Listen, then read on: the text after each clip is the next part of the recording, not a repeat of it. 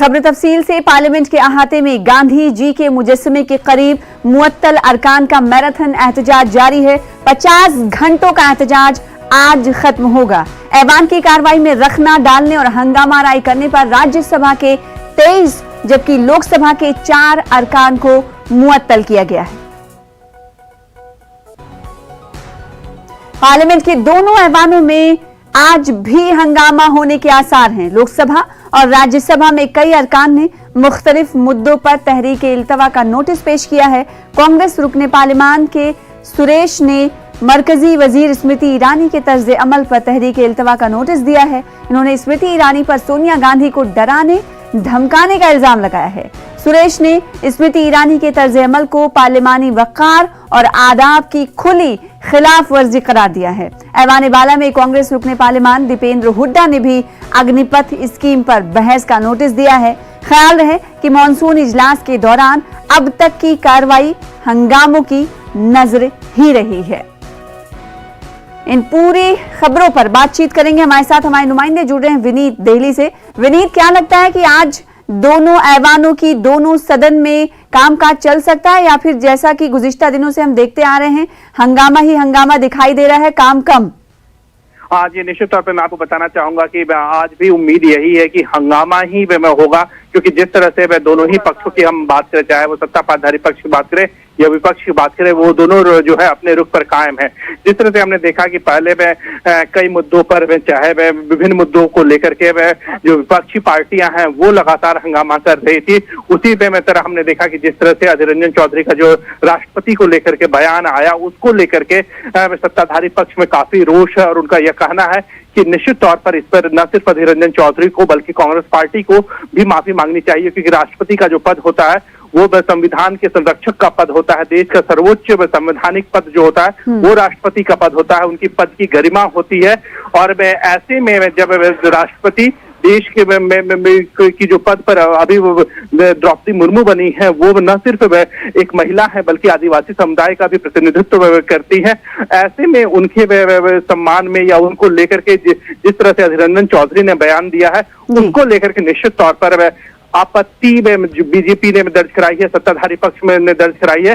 तो निश्चित तौर पर इस पर दोनों ही पक्ष अपने रुख पर कायम है। तो जैसा कि हमने देखा था कि पहले गतिरोध बना हुआ था और अब भी हम यह उम्मीद करते हैं कि अभी भी जो है वो गतिरोध जो है वो बना ही रहेगा जी। यानी कि सदन के अंदर तो हंगामा हो रहा है, बाहर भी हंगामा हो रहा है। सदन में जो कार्रवाई हुई, पार्लियामेंट के अंदर जो कार्रवाई हुई, उसके बाद सस्पेंड किए गए एमपीज वो बाहर, ऐसा पहली बार विनीत हो रहा है कि 50 घंटे तक मैराथन एहतजाज इन तमाम एमपीज का जारी है। आज क्या कुछ आज कितने बजे तक इनका 50 घंटा मुकम्मल हो रहा है, फिर उसके बाद इनकी आगे की स्ट्रैटेजी क्या होगी, इस हवाले से कुछ जानकारी? आज निश्चित तौर पर जिस तरह से विपक्षी पार्टियों के कई सांसदों को निलंबित किया गया है, उसको लेकर के जो है लगातार धरने की बात जो है वो की जा रही है। इसके साथ ही साथ मैं आपको बताना चाहूंगा कि कुछ सांसदों का जो निलंबन है वो इस हफ्ते के लिए किया गया, और ये जो निलंबन है वो इस हफ्ते के लिए उनका आज जो है वो खत्म भी हो जाएगा कुछ सांसदों का।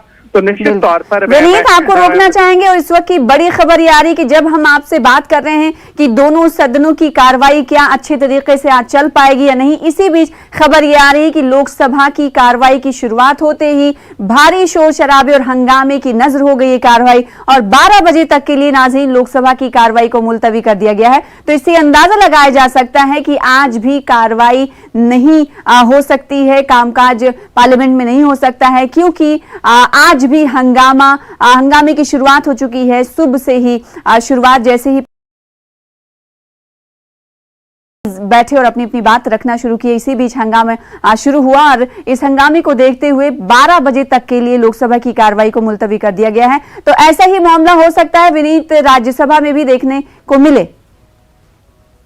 जिस तरह का नजारा जो है वो हमें लोकसभा में देखने को मिला है, हमें राज्यसभा में भी इसी तरह का नजारा देखने को मिलेगा, क्योंकि राज्यसभा से भी कई सांसद जो हैं वो निलंबित किए गए हैं। और जो बीजेपी का रुख है, सरकार का रुख है, जो लोकसभा में है वही रुख राज्यसभा में भी होगा। और जिस तरह से बीजेपी लगातार राष्ट्रपति को लेकर के जो बयान दिए गए उस पर बीजेपी लगातार तल्ख तेवर जो है वो अपनाई हुई है और विपक्षी पार्टियों को घेरने की लगातार कोशिश कर रही है। इससे भी हमें यह पूरी उम्मीद है कि राज्यसभा में भी कार्रवाई जो है वो सुचारू तौर पर नहीं चल पाएगी। इसके साथ ही साथ मैं आपको बताना चाहूंगा कि जिस तरह से हम लगातार ये बात कर रहे थे कि जिस तरह से सांसदों का निलंबन हुआ है और उन्होंने 50 घंटे की धरने का जो है उन्होंने वो पूरा रोड मैप बनाया था, उन्होंने वो प्लान बनाया था, आज वो समय जो है वो खत्म हो रही है।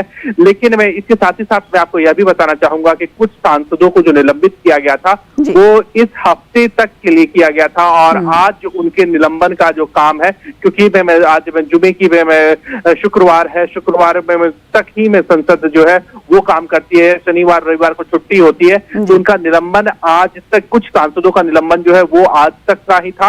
तो निश्चित तौर पर अब जो विपक्षी पार्टियां हैं, जो सांसद जो धरने पर बैठे हैं, वो आगे की रणनीति बनाएंगे कि आखिरकार उन्हें आगे क्या करना है, किस तरह की रणनीति बनानी है।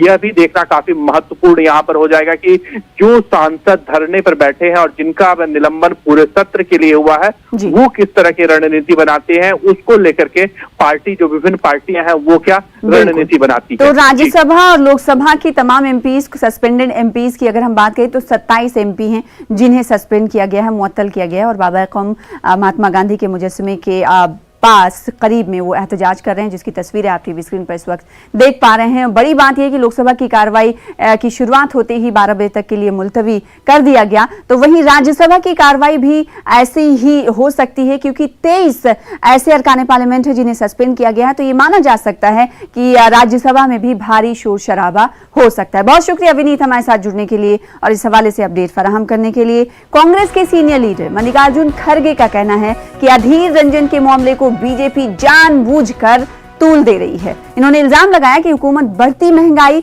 और दिगर दो अहम मुद्दों पर बहस करने से भाग रही है। Department-related Parliamentary Standing Committee on Commerce on the action taken by the government on the recommendation. Sir, Congress के वरिष्ठ नेता और राष्ट्रीय नेता विपक्ष मल्लिकार्जुन खड़गे जिससे बात करते हैं। सर, सांसदों का निलंबन अभी तक वापस नहीं हुआ, सांसद अभी भी सदन में धरने पर बैठे हुए हैं। ये तो गवर्नमेंट की चाल है कि सभी सदस्यों को सदन के बाहर डालकर वो चर्चा नहीं करना चाहते, और एक तो महंगाई पर चर्चा के लिए तो वो तैयार भी नहीं है।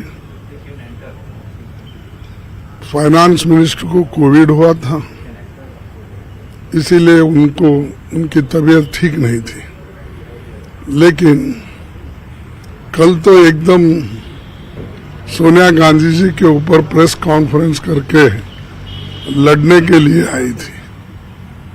तो ये मंशा यही बताता है कि हम पहले से बोल रहे थे कि अगर वो कोविड में उनकी तबीयत ठीक नहीं है तो किसी और को जवाब देने के लिए कहो, क्योंकि ये जिम्मेदारी कलेक्टिव लीडरशिप की होती है। कैबिनेट एक कलेक्टिव जिम्मेदारी है, लेकिन उन्होंने नहीं सुना।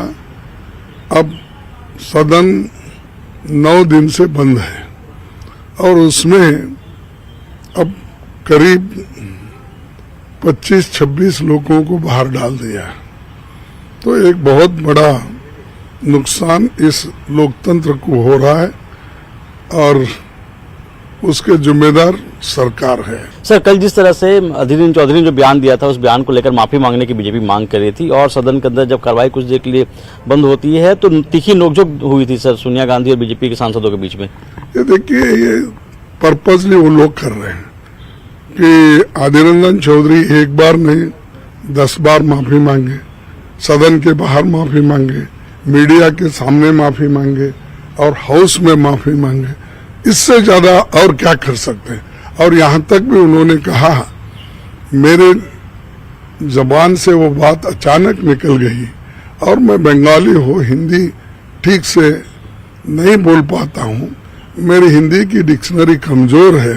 उन्होंने कहा अब हम कर्नाटक से आते हैं तो नेचुरली एक आधा शब्द अलग हो सकता है। क्या आप कन्नड़ा अच्छा बोल सकते हो? क्या आप बंगाली अच्छा बोल सकते हो? अगर बंगाली में बोले, कन्नड़ा में बोले, कोई मीडिया पूरा कवर भी नहीं करता ना। आपके प्रश्न जो होते हिंदी में, उसका जवाब भी जब देते वक्त कुछ स्लिप ऑफ टंग हुआ, माफ करो, तो कितने बार बोलना? आप ये कहो कि राष्ट्रपति को आपने अपमान किया, ट्राइबल लेडी, ये बोल के ये कहकर आप ये इमोशनल इस चीज को मत बनाइए। न्यूज 18 से बातचीत के लिए शुक्रिया। वीडियो जर्नलिस्ट नगेंद्र के साथ Ravi Sisodia, news 18 Delhi. Congress party leader Adhir Ranjan Chowdhury के जरिए सदर जमहूरिया हिंद के ताल्लुक से किए गए तबसरे पर भारतीय जनता पार्टी अब सड़कों पर उतर आई है। अलीगढ़ में बीजेपी वुमेन्स विंग के जरिए एक एहतजाजी मुजाहरा करते हुए कांग्रेस पार्टी के खिलाफ जबरदस्त गुस्से का इजहार किया गया। खवातीन सेल के इलाकाई सदर मधुलिका राघू की क़यादत में कांग्रेस के खिलाफ नारेबाजी करते हुए बीजेपी खवातीन सेल की कारकुनान सड़कों पर उतरी और कांग्रेस लीडर अधीर रंजन चौधरी से माफी का मुतालबा किया। आगे बढ़ेंगे। एसातिज़ा तकर्रुरी घपला मामले में तृणमूल कांग्रेस के रुकने असेंबली मानिक भट्टाचार्य को ईडी ने आज फिर पूछताछ के लिए बुलाया है। जुमेरात को एजेंसी ने मानिक भट्टाचार्य से 14 घंटों तक पूछताछ की थी। मानिक पार्था चटर्जी के करीबी हैं और उनकी रिहाइश गाह पर भी ईडी ने गुज़िश्ता दिनों छापा मारा था।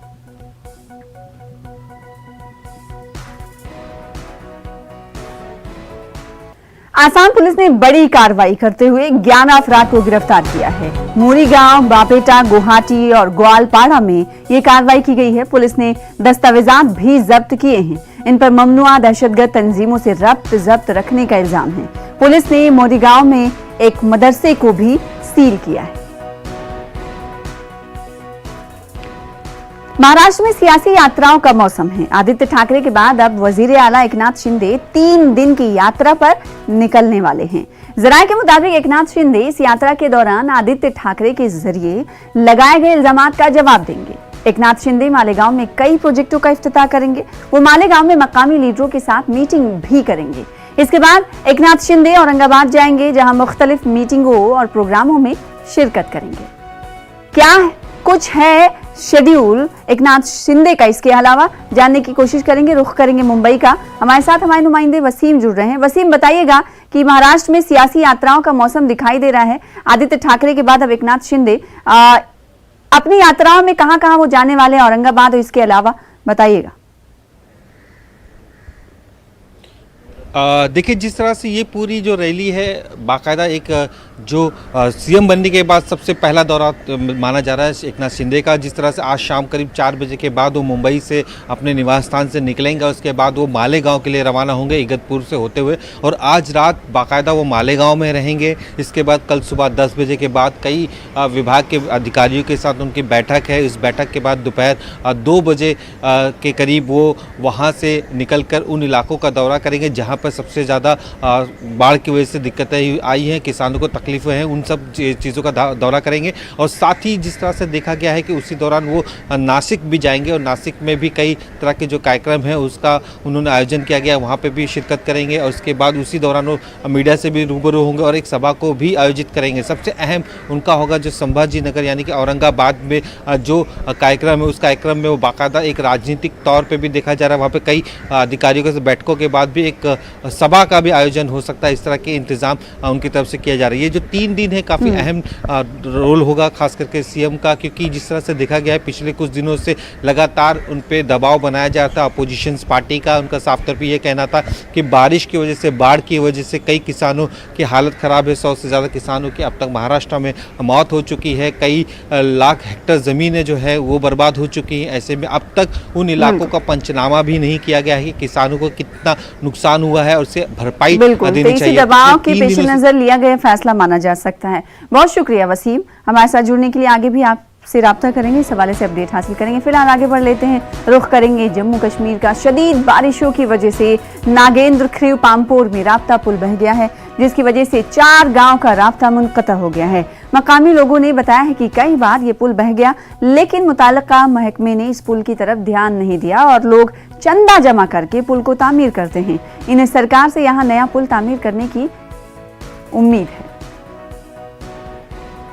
आज रात को जो बारिश हुआ इससे पूरा बह गया दोबारा एक पुल। पहले भी ये बह गया 4-5 साल पहले। हर साल इसके ऊपर एक एक महीना 2-2 महीना हम काम लगाते हैं, फिर इसको रिपेयरिंग करते हैं, फिर ये बह जाता है। आज रात को ये फिर दोबारा बह गया। बदकिस्मती से हमने पहले भी इसके ऊपर बहुत कोशिश किया इसको और काम लगाने के लिए, लेकिन हुआ नहीं कुछ है। अब हमारी गुजारिश है जिस हिसाब से डिस्ट्रिक्ट पुलवामा, इस पर जल्दी से जल्दी काम होना चाहिए। श्री बुढ़ा अमरनाथ यात्रा के मौके पर लाइन ऑफ कंट्रोल पर नोगरा मंदिर से त्रिशूल यात्रा निकाली गई। लाइन ऑफ कंट्रोल पर अजोट गांव के नोगरा मंदिर से त्रिशूल यात्रा का एहतमाम किया गया, जिसमें बड़ी तादाद में लोगों ने शिरकत की। इस मौके पर पहले त्रिशूल की पूजा की गई, जिसके बाद गाड़ियों और बाइक पर त्रिशूल यात्रा निकाली गई, जो पुंछ नगर में वाक़े कॉलेज ग्राउंड में पहुंची, जहां अगले 12 दिनों तक हर रोज शाम को श्री बुढ़ा अमरनाथ यात्रा आएगी। यहाँ पर यात्रियों के इस्तकबाल के लिए बेहतरीन इंतजाम किए गए। एक त्रिशूल यात्रा का कार्यक्रम प्रारंभ किया है, जो यात्रा यहाँ से चल कर के कृष्णामी अखाड़ा के पास बने हुए स्थान जहाँ पे ये आने वाली यात्रा विश्राम करेगी, वहाँ तक जाएगी और उसके बाद इसका कार्यक्रम निश्चित होगा। जो भी कार्य संजोया गया है उसको पूर्ण करने का धन्यवाद यशपाल शर्मा जी के पद चिन्हों को। तारीखी बुढ़ा अमरनाथ यात्रा का जम्मू बेस कैंप से आगाज हो गया। Additional director general of police Mukesh Singh IPS ने यात्रा को झंडी दिखाई। ADGP ने बताया कि यात्रा के लिए सिक्योरिटी के कड़े इंतजाम किए गए हैं। आखिरी काफिले की रवानगी के बाद श्रावण पूर्णिमा को यात्रा का इख्तिताम होगा। इस मौके पर जम्मू के divisional commissioner IPS Ramesh Kumar के अलावा दीगर मौजूद हैं। उधर बस्ती कश्मीर के जिला बडगाम के मागाम में गुज़िश्ता साल पुल का संगे बुनियाद मरकजी वजीर स्मृति ईरानी के हाथों रखने के बावजूद भी तशने तकमील है। अगरचा इस पुल पर कई बरस पहले काम शुरू किया गया, लेकिन नामालूम वजूहात की बिना पर बाद में वो काम रोका गया। लोगों ने सरकार पर इल्जाम आयद किया है कि सरकारी उहदेदार ने आज तक सिर्फ तस्वीरें ही खींचने के लिए वो इस पुल का संगे बुनियाद करते हैं। लोगों का मजीद कहना है कि मागाम मार्केट वस्ती कश्मीर में सबसे बड़ा बिजनेस हब माना जाता है और गेटवे ऑफ गुलमर्ग भी है। इसको देखते हुए इस पुल की तामीर इंतहाई अहमियत का हामिल है। मागाम और आसपास के इलाकों के लोग मुतालबा करते हैं कि इस पुल पर जल्द दोबारा काम शुरू करके इसकी तकमील मुकम्मल की जाए। ये पुल जो आप देख रहे हैं, इसकी संग बुनियाद आज तक 2 बार रखी गई। पिछले साल ही ऑनरेबल मिनिस्टर स्मृति जुबिन ईरानी जी ने इस पुल की संग बुनियाद दोबारा रखी और उस टाइम उन्होंने ये एश्योर हमें किया था कि ये विद इन टाइम बाउंड एक टाइम फ्रेम में बन जाएगा और आज के बाद इस पुल पे कभी काम रुक नहीं जाएगा। लेकिन आप सामने है, बदकिस्मती से देख रहे हैं कि इस पुल पे कोई काम नहीं चल रहा है। पिछले 1 साल जब उन्होंने संग बुनियाद डाली थी, उसके 5-6 दिन बाद ही इस पे काम रोका गया। आज यहाँ पे ड्यूकाम साहब आए थे मुहर्रम के सिलसिले में और उनकी नोटिस में हमने आज ये बात फिर से लाई कि ये पुल क्यों नहीं बन रहा है। उन्होंने ये एश्योर किया कि बहुत जल्द इस पे काम फिर से शुरू हो जाएगा। लास्ट 3-4 बार उसकी इनॉग्रेशन हुई है और लास्ट 2001 में वहाँ पर स्मृति ईरानी जी ने सितंबर में उसकी इनॉग्रेशन की थी और ये भरोसा दिलाया था कि विद इन 1 ईयर इसको कंप्लीट किया जाएगा। बट लास्ट 1 साल से हम कुछ नहीं देख रहे वहाँ पर। हम गवर्नमेंट से सीधा करते हैं, एडमिनिस्ट्रेशन से रिक्वेस्ट करते हैं, मेहरबानी करके इसको कंप्लीट किया जाए, इसको काम स्टार्ट किया जाए। पता नहीं है कि क्या प्रॉब्लम है इसमें आ रही है उनको। हम गुजारिश कर रहे हैं एडमिनिस्ट्रेशन से और यहाँ पर जो भी है डीसी साहब हमारे हैं या जो भी जिम्मेदारान है, पुल तामीर किया जाए ताकि यहाँ के जो आसपास जो लोग हैं, आसपास जो इलाका है, इसमें आसानी आ जाए और हमारी मुश्किलात आसान हो जाए। बानीपुरा की तुलेल तहसील में 27 जुलाई को चकवाली के मकान पर बादल फटने के बाद चकवाली और उब्दुलन नामी गांव के दरमियान लिंक रोड को नुकसान पहुंचा, जिसकी वजह से इन दोनों गांव के लोगों का एक दूसरे से राब्ता कट गया है। मकामी लोगों ने जिला इंतजामिया बांदीपुरा से मुतालबा किया है कि इस लिंक रोड को फौरी तौर पर काबिल आमद-ओ-रफ्त बनाया जाए ताकि दोनों गाँव के दरमियान राब्ता बहाल हो सके।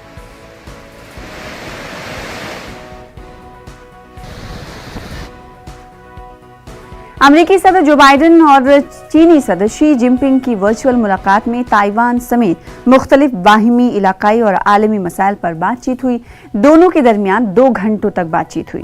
ताइवान मामले पर शी जिनपिंग ने जो बाइडेन को खबरदार किया कि वो आग से ना खेलें, जबकि अमेरिकी सदर जो बाइडेन ने ये साफ किया कि ताइवान पर उनकी पॉलिसी में कोई तब्दीली नहीं हुई है। उन्होंने ये भी बताया कि अमेरिकी ताइवान की मौजूदा हालत बदलने या वहां अमन व इस्तेहकाम को नुकसान पहुंचाने वाली किसी भी एकतरफा कार्रवाई की मुखालिफत करेगा। अमेरिका ये वर्चुअल मुलाकात ऐसे वक्त में हुई जब कि दोनों ममालिक के बीच मईशत और सियासी और जोग्राफियाई मामलात पर कशीदगी पाई जाती है। मुहिबुल हक साहब हमारे साथ जुड़ रहे हैं इस खबर पर रोशनी डालने के लिए। मैं चाहूंगी कि मुहिबुल हक साहब आपका इस्तकबाल। सबसे पहले मैं जानना चाहूंगी बाइडेन शी जिनपिंग की जो वर्चुअल मुलाकात हुई है और इसमें कहीं ना कहीं तल्ख कलामी भी देखी गई, आप इसे कैसे देखेंगे? देखिए, जो चाइना और अमेरिका का जो आज का कंपटीशन है उससे हम सब लोग वाकिफ हैं। चाइना एक राइजिंग पावर है और जो अमेरिका का जी तो वो चाइना से है। ऐसी हालत में जब चीन और अमेरिका के लीडर आमने सामने आते हैं तो वो जो सब्सटेंशियल इश्यूज हैं दोनों के बीच में उसमें गुफ्तगू भी होती है और तल्ख कलामी भी होती है। चूंकि जो इमर्जिंग कैंप है वो चाइना के जरिया ही लीड होगा आने वाले दिनों में। जो इंटरनेशनल रिलेशन है, इंटरनेशनल एरिया में कोई तब्दीली आएगी।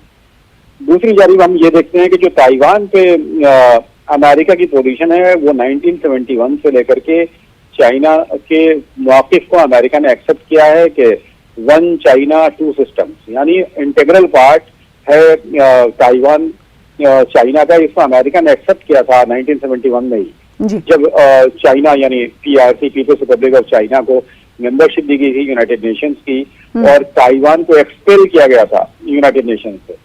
तो वो इस बात का सबूत है कि यूनाइटेड नेशंस में अमेरिका ने इसको सॉवरेन नेशन नहीं माना था ताइवान में।